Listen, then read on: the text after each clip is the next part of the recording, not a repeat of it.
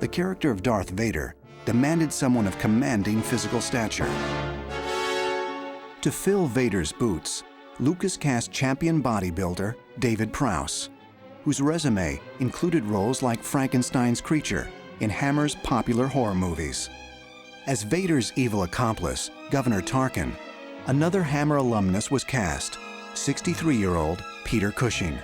Best known as the methodical Professor Van Helsing in Dracula, Cushing was the perfect choice to portray the Death Star's icy chief administrator. For the part of Chewbacca, Han Solo's towering Wookiee co-pilot, Lucas and Kurtz had to look outside normal casting channels. But at 7 feet 3 inches tall, it was no stretch for Peter Mayhew, who had been working as an orderly at a Yorkshire hospital. I sat down on one of the sofas, waiting for George. The door opened, and George walked in with Gary behind him. So naturally, what did I do? I'm raised in England. As soon as someone comes in through the door, I stand up. George goes, and virtually turned to Gary and said, "I think we found him." Finding the right performers to portray robots was even more of a challenge. Production designers had constructed an assortment of robots and androids to populate the Star Wars universe. But it would take living, breathing actors to give personality to the two main droids, C-3PO and R2-D2. To operate R2, Lucas needed a performer small in stature, but with a big imagination.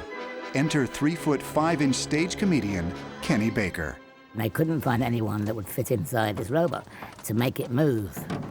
And they couldn't use kids because it was quite a heavy machine, you know, it weighed about 80 pounds. Well, I've had a lot of experience of inside costumes and inside cats and dogs and goodness knows what else, you know. So when I got into the robot, you know, he said, "Look happy," so I'd go. Inside, nobody could see my expressions, obviously. But it just, you have to do something to get the feel of the thing. Actor Anthony Daniels not only had the slender build needed for C-3PO, but training as a mime artist. He'd been seeing people every 5 minutes. I was there for a while and thinking, well, nearly time to go, I guess. And then, kind of over George's shoulder, I saw painting. And the most extraordinary thing happened. It just struck me because I kind of looked at this face. And the face looked back at me, and we had this extraordinary eye contact. You know, he's looking right out of the picture, and he seemed to be saying, "Come, come, be with me." And the vulnerability in his face made me want to help him. Isn't that weird? He just looks utterly vulnerable. That painting completely changed my attitude to the whole project. Years later, I was able to go to Ralph McQuarrie and say, "You realize this is all your fault."